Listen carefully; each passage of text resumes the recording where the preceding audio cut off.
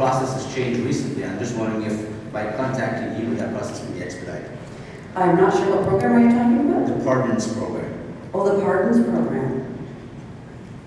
They don't, the Pardons Program doesn't assist with, Does your organization assist the folks coming out? oh, to get a pardon? Oh, absolutely, yeah. Yeah, and those, actually, what we find with the pardons is that we're getting called by a lot of people who have a criminal record from many years ago, and they're seeking to get a pardon now because, you know, you could work as any kind of field, and then unfortunately if you make a job change or anything, you may have a charge, you know, a minor misdemeanor charge when you're 20, and we come across this a lot, and they're doing a job change or something, and now they have to go for a criminal reference check, and a possession of marijuana charge will come up from when they were 20, now they're 45. So we work with a lot of people. We do pardons, that's another one of the services that we provide, and help people go through the pardons process. It's very expensive now, and it's a long process. Unfortunately, they're making it very difficult, and that's a whole other area. The second part of my question is, as a result of working with your organization, will that expedite the process of achieving a pardon as opposed to doing it on your own and going through a legal form? No, it will not expedite it. Unfortunately, it's a very slow process these days because so many people are applying for them. But we certainly work with people to get through. It's a complicated process, and so we help a lot of people get through the complicated process and do it right the first time, because if they send it back, then you're waiting a lot longer. So we certainly do what we can to help. Thanks, Debbie. Question over here, Leanne.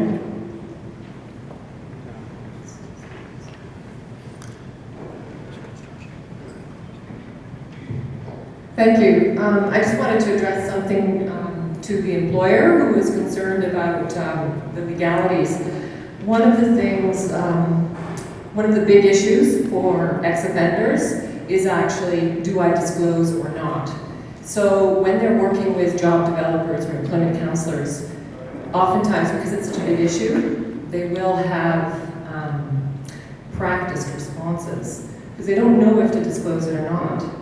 And they may know how to answer your questions, and they may choose to disclose certain things because they don't want it found out later. If they get a job and then,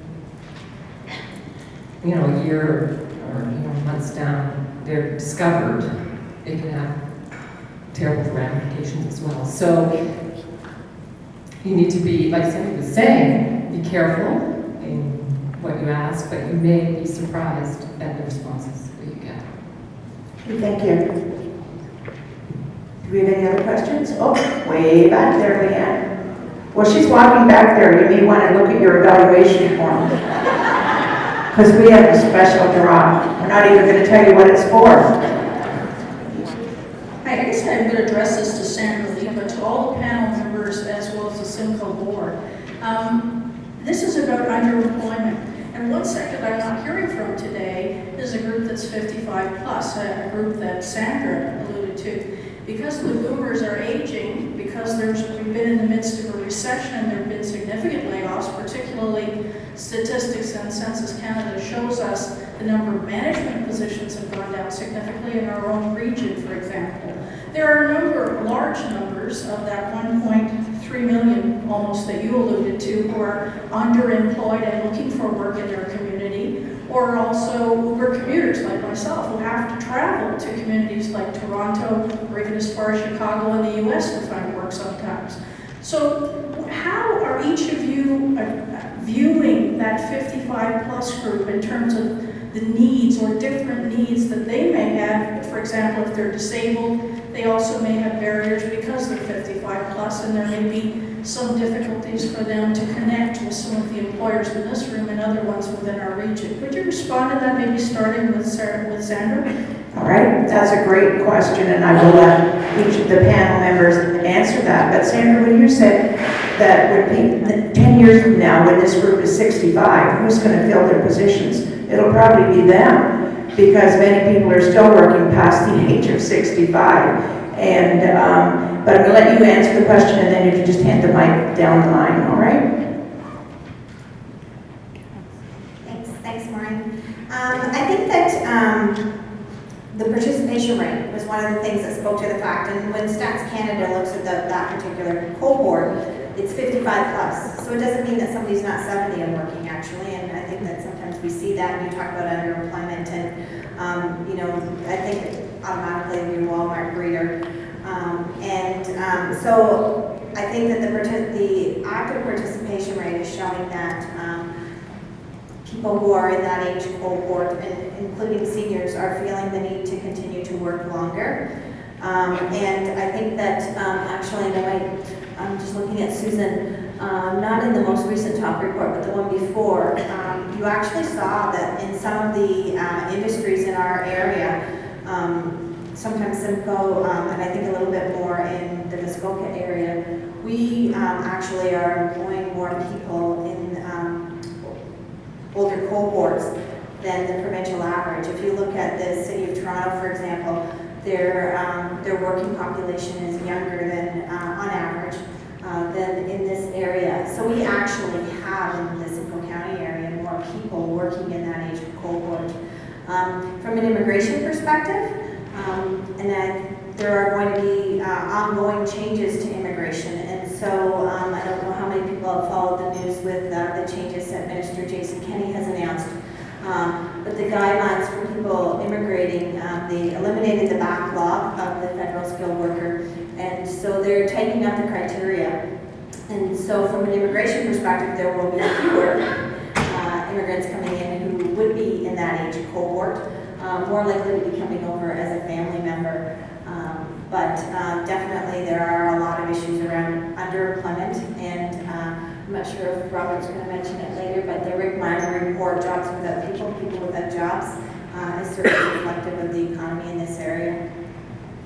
Is there anyone else who'd like to answer this question about seniors in the workforce? They're all being very shy here, right? But that was an excellent question, and I think that if you want to come in and talk to them individually, maybe after you could get into that topic with them. We have time maybe for one more question, and we could see if there's any more questions.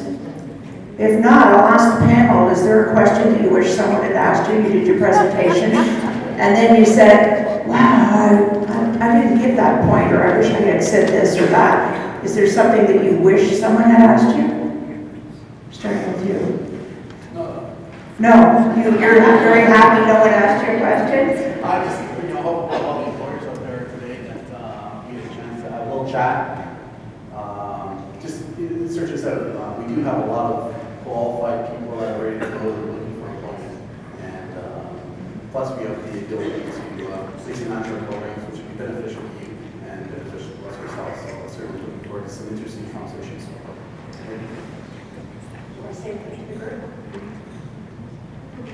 I guess fill out the evaluation form, please. And if you get a duplicate e-reader, I think there's some people up here that would be interested.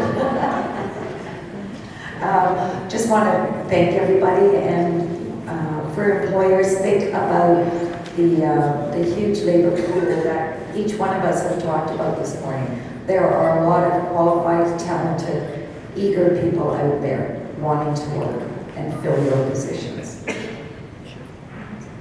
Thanks. The only thing I would add is that the local immigration partnership is here to help support the community. That really is our role, is building capacity. So as an employer, if you're a management team that you would like to have more information about hiring immigrants, about the recruiting process, different techniques that you would be interested, resources you'd be interested in having, we'd be happy to come and do a presentation to a management group or to a board of directors. That's part of our role in the community. Yeah, I think from my perspective, I would just like to reiterate, if I might, that, as an employer, if you are meeting with someone who you have discovered on whatever level does have a record, or if it's divulged in an interview, to, muster up as much empathy as you can. We all realize that, we don't want to be sympathetic to criminals because we know that that's not the right way to be. We certainly have to have empathy for their victims. But we also need to realize that, again, many people have done something that they wish they hadn't done. They've done the time, they've paid for their crime and that. If you can just try and see the humanity through through that, a lot of them you'll be very surprised. I have a lot of guest speakers that come into the institution. We do our group out of Beaver Creek, and I have 8 to 10 different guest speakers that come in, from a social worker to an employment resource counselor, etc. And they are all quite often amazed at the level of respect that is shown by the guys. And these are guys in federal prison who've been in for anywhere between 2 and 20 years. They're always quite surprised at the level of behavior and respect that is shown, and just if you can see the individual as opposed to perhaps a label, that's always a really good thing. And you can ask them a lot of things, and I know that you want to be careful, but on the other hand, most people are very forthcoming and quite honest. So that's all. I think Cindy made a good point there when she said, consider the individual and their needs and what you can do to help.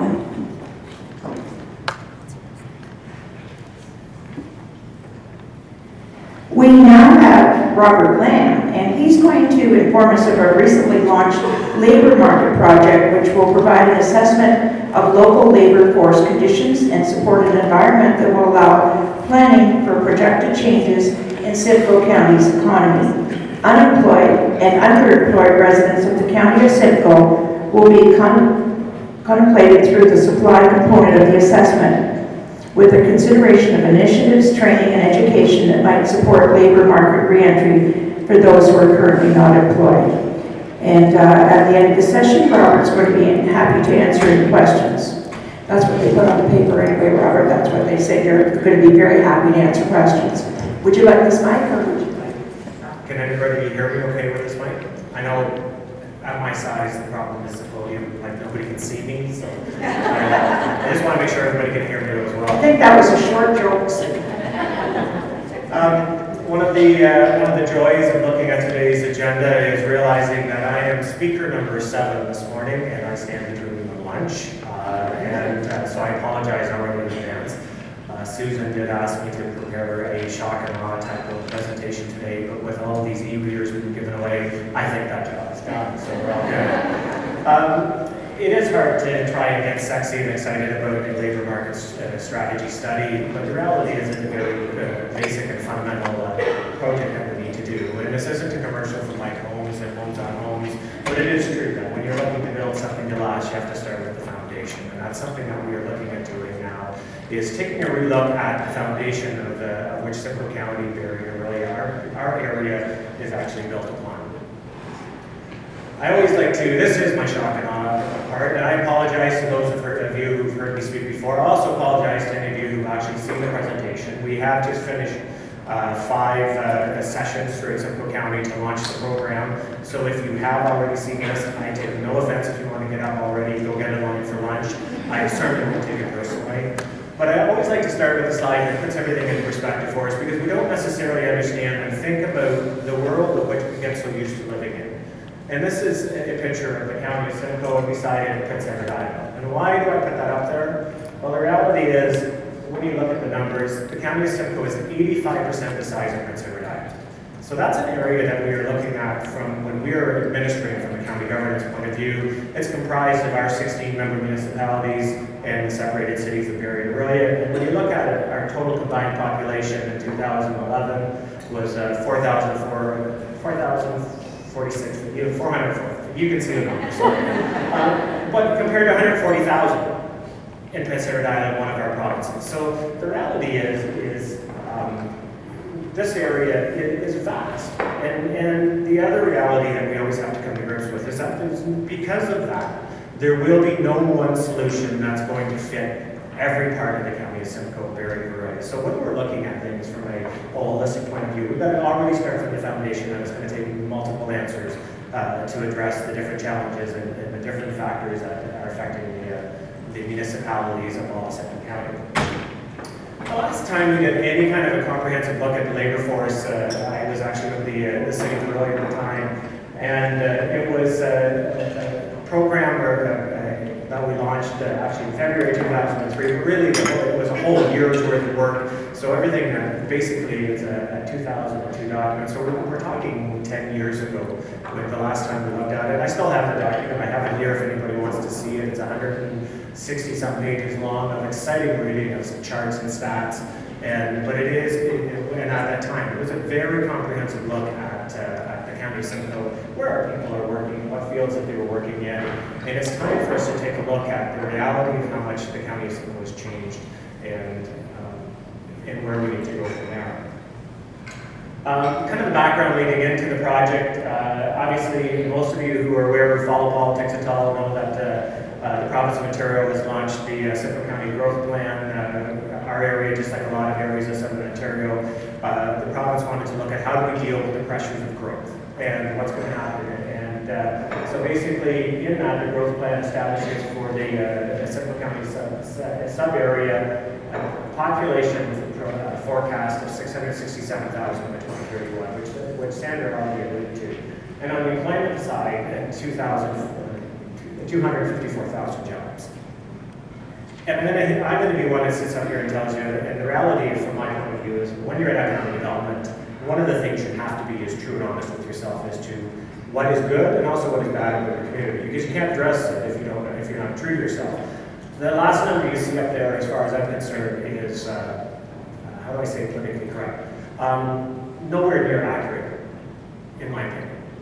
And I've been making this argument, and I've been leading this charge against the province of Ontario and quite a few others now for about 7 years since this number first came out. Because when you look at the numbers that we had up there earlier, and Sandra had them that showed that we were at 67% participation in the workforce in 2005, 2011, it dropped slightly down to 66.3. But when you add the population projection to what they're saying when it goes to forecast, they've only allocated 1 in 3 of those people that are new coming to the county of Simcoe between now and 2031 an actual job in the county of Simcoe.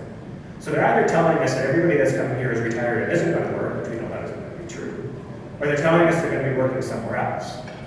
And when you challenge the province of Ontario now, which I have done it many times, nobody seems to want to answer why that number was picked. And some guys were trying to justify it with all of their formulas as to the declining number of households, people in the workforce. All of that, as far as I'm concerned, is crap. And so what it really boils down to the bottom line is we have an even bigger job ahead of us, besides not only looking at our existing workforce, but providing opportunities for the workforces to come. But probably the most insulting thing, and I probably shouldn't talk this way, but my job is to be honest and true, is one of the most insulting things that somebody actually said to us, and one of the reasons why they had put this numbers, and this was the consulting company that did the work on behalf of the province of Ontario, one of the reasons this number was as it is because we are not sophisticated enough as a region to attract the type of employment opportunities we're going to need.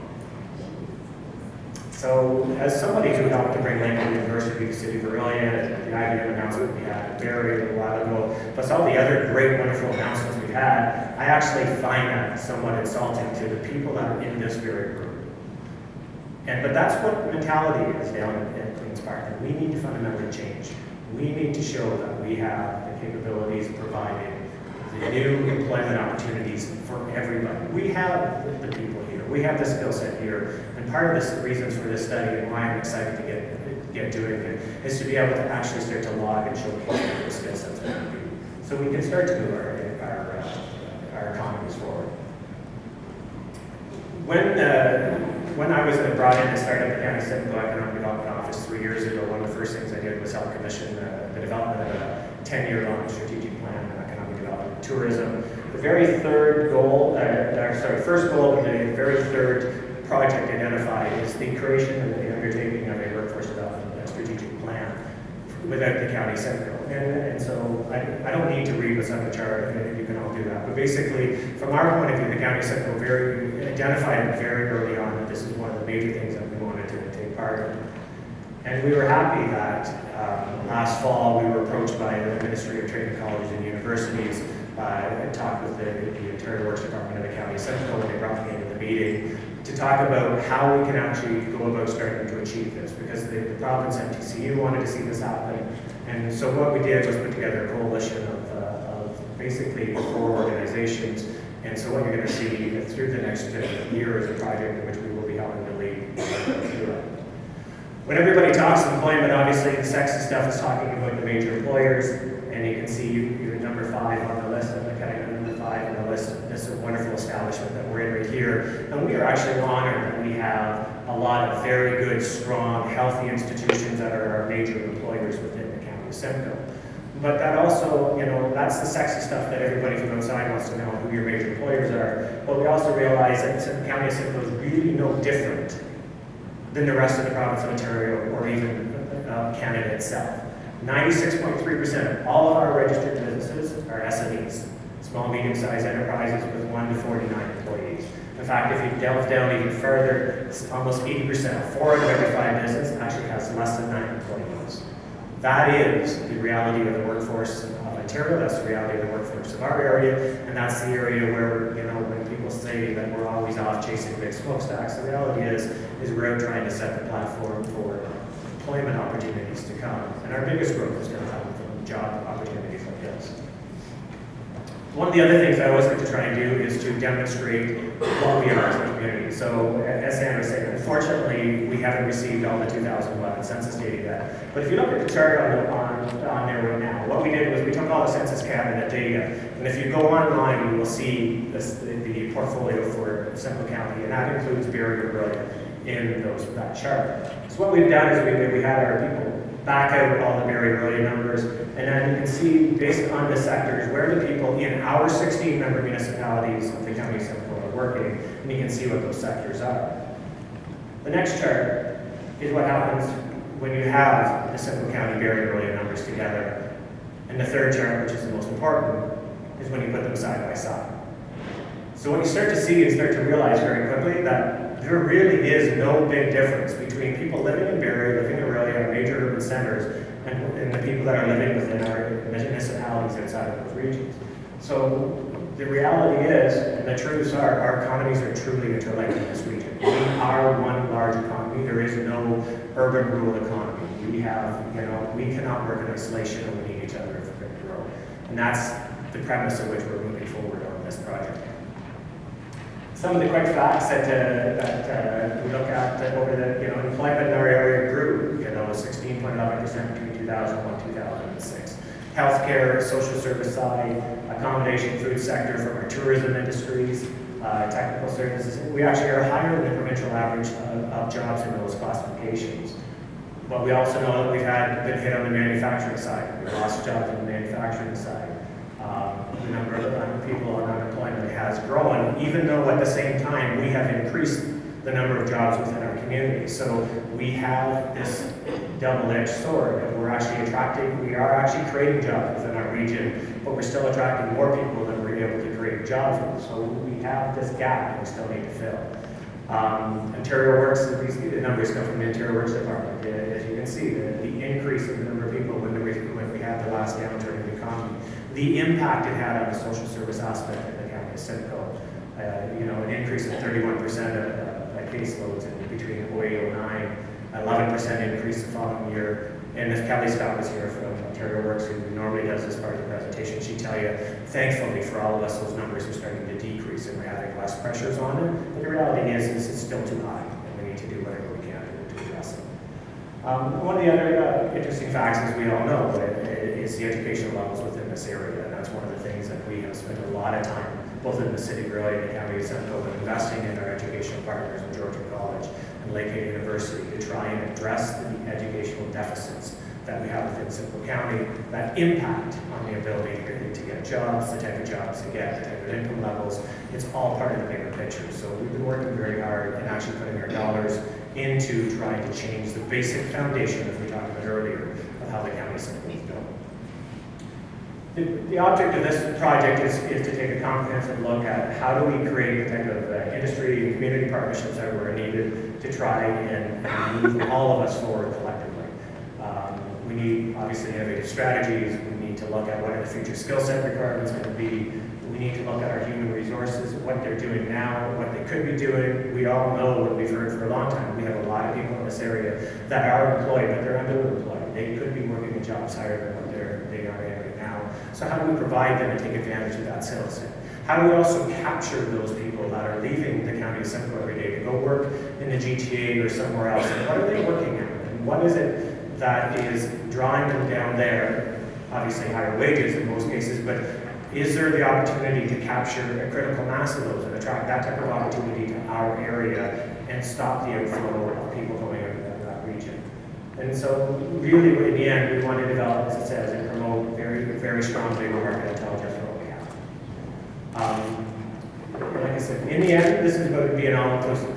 This isn't the county Simcoe. So we're using the county Simcoe as obviously the lead organization, but this is very, really all of us together, looking at our workforces, how do we move together, what our needs could be, identifying the future needs of our workforces, what trends are happening now that we need to start training our people for at both our secondary and post-secondary institutions to have them ready for 5 years from now or 10 years from now as those job opportunities are existing. And a perfect example is right now we have a shortage of nearly 1,000 people in the healthcare sector of nurses being hired between the Simcoe Muskoka Cancer Care Center, Royal Victoria Hospital, the impact of all that hiring having on the rest of the hospitals within our region. So we have a sector that is in massive hiring mode, and we're not producing enough people to be able to fill those jobs. And they're actually looking at external recruiting campaigns to try and bring people in, when we should be able to start hopefully training or retraining people from our own area to fill that need. So this is about, as I say, improving the community capacity, and in the end, having a fully comprehensive report. And what we want that report to be is really 5 or 6 set of action items that are achievable and doable, and that we can move forward. The project itself is being broken down into 2 phases. Phase 1 is just getting underway now. We did the launch a couple of weeks ago as we were out getting people aware of the project, and we're in the process as we speak of putting together the main steering committee that will oversee the project. We have the RFP written and ready to go, and once that committee is in place and approved, it will be then going out into the workforce to hire a consultant to be able to do a lot of the research component that needs to take place. And when I say this is a comprehensive report, like a project, this is a $300,000 project. This is one of the largest studies to be done. So this isn't going to be a snapshot. This is as in-depth as we can